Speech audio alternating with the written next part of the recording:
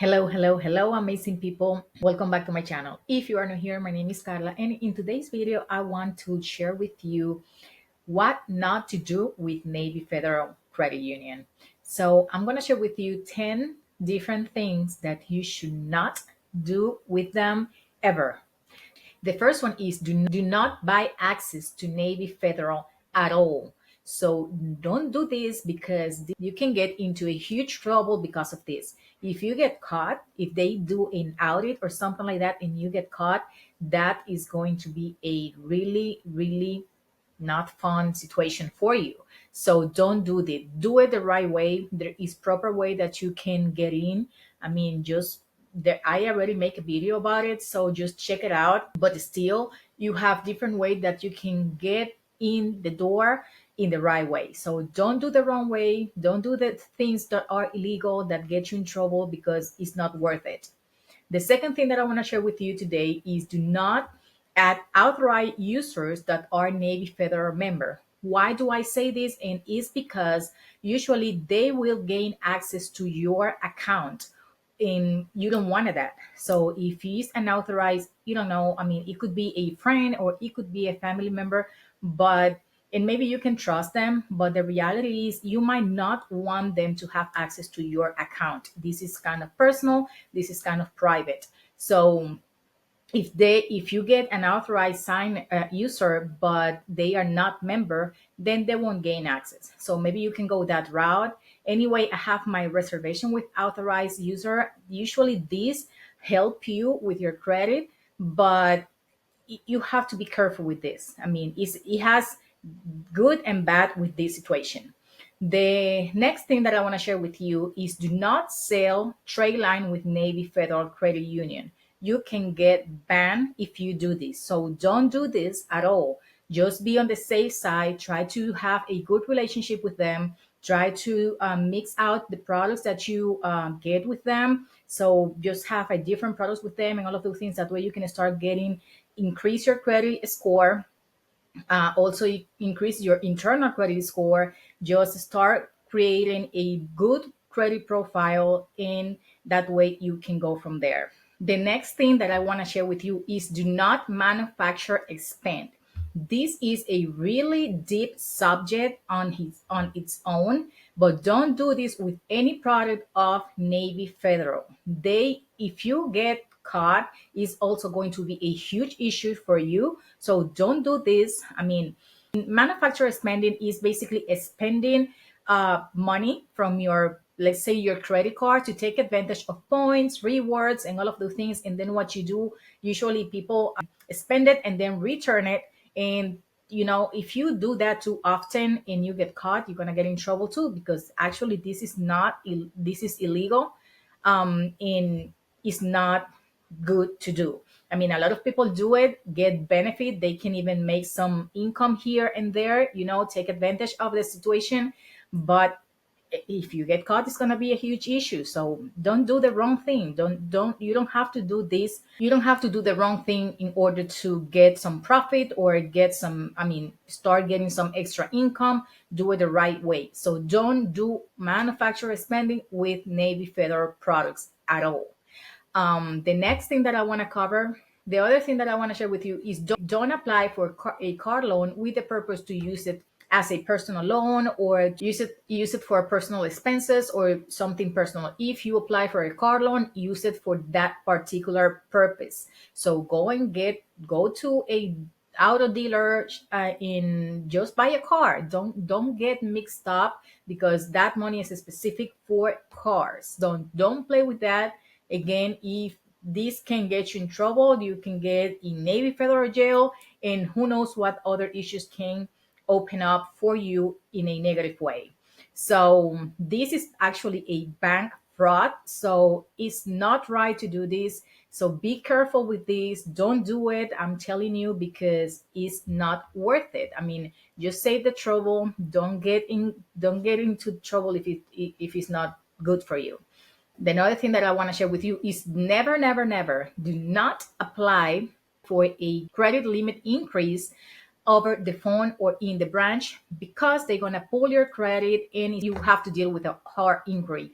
Always do this through the app, which basically is going to be a soft pull, and you can go from there. It won't hurt your credit. It won't take any points down or anything like that, because it's gonna count as a soft pull. So do it through the app every single time.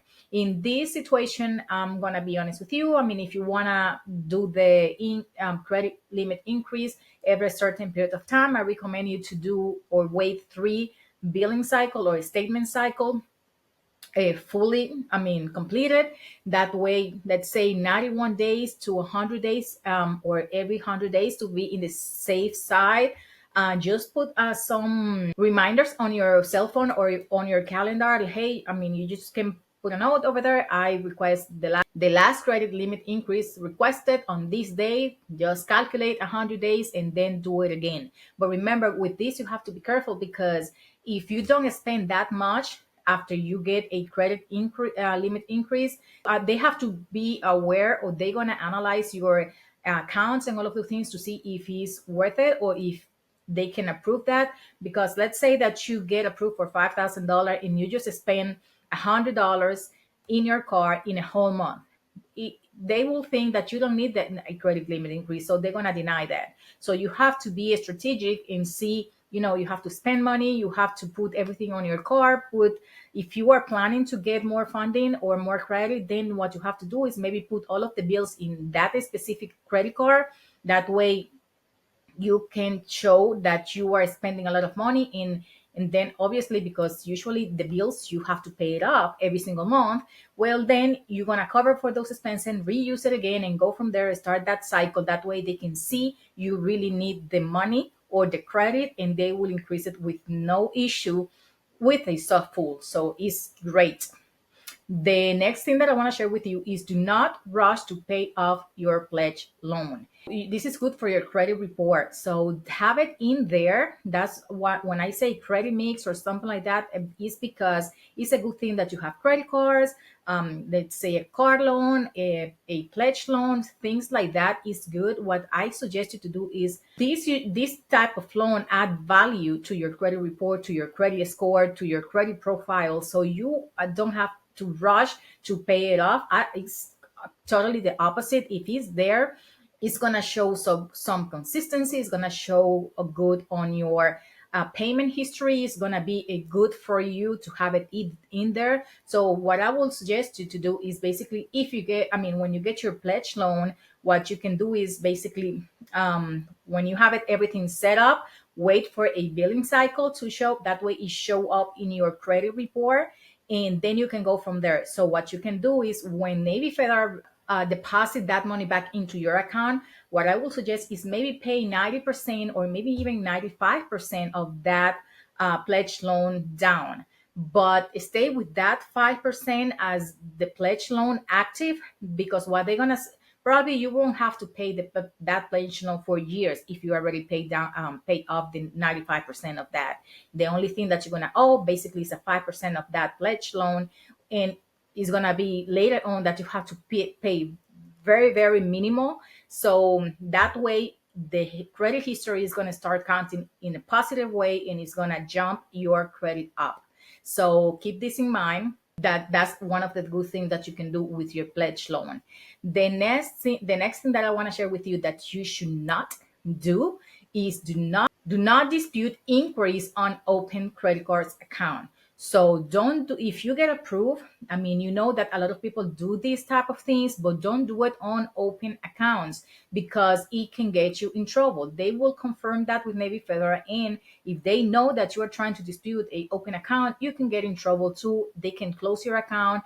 I mean, it doesn't worth it. I mean, don't put yourself in a position that you can get out of from the, I mean, out of the back door of this huge institution, this great institution, just because you do the wrong thing. I'm telling you, I'm suggesting to do the right thing here. So keep this in mind, because being a member of this credit union is a huge deal. So keep this in mind, all of these don'ts. That way you don't get in trouble. The next one that I want to share with you is do not mess up your interview with your business banker with Navy Federal Credit Union. So there is a few things here.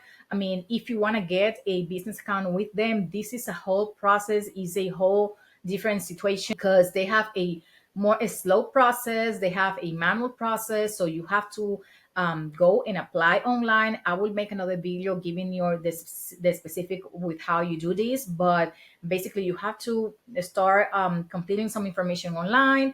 After a few days, you have to follow up. You're gonna have a interview with a business banker that they're gonna ask you some question about your business. They're gonna go over some different essentials that they need to do or they need to be aware. That way they can open your account correctly. If you fail that interview, you won't be able to have that business account open, and is really really good to have this account. So don't mess up. Things that you shouldn't do on in this interview is basically don't mention anything about credit on your interview. They don't like credit companies or like credit repair companies, anything related to credit, or even on your website. If you have anything to do with credit, they're gonna deny you. So don't do anything related to credit. Don't even try. They're gonna deny you since they see the word credit. So don't try that. Be aware that usually that interview is over the phone and usually take 1 hour more or less. Is depend all of the information. I will suggest you to have everything handy, because that way every time that they ask for something related with your business, you have it handy. You just answer it immediately. There is no reason to to wait too long between question and question. That way you have it, the process goes smooth, and you can open your account and you can go from there, and you are good to go in that point. So, in one last thing that I want to share with you, don't liquidate or load your Go prepaid card with Navy Federal and Amex. So, this one you cannot do this at all. So, that's not allowed. The only way that you can do this is basically with your Visa or MasterCard. So, don't mess up. Pretty sure that if you call them, they will give you more ways to how you can liquidate or you can load your Go prepaid card with the right methods. But Navy Federal Amex is not one of them. Just to be in the safe side, just keep in mind all of these don'ts. I just give you 10 mistakes or 10 things that you should not do with Navy Federal. So keep this in mind. That way you have a good relationship with them and you can start getting a lot of funding with them if you do the things that how it's supposed to be. So I hope that you like this video. If you like this video, please subscribe to my channel. Don't forget to do that. That will help tremendously to my channel. Like this video, comment in the comment section below if you have any question or experience with one of these don'ts or these things that I share with you, and we can engage over there. I will see you in the next one. Bye.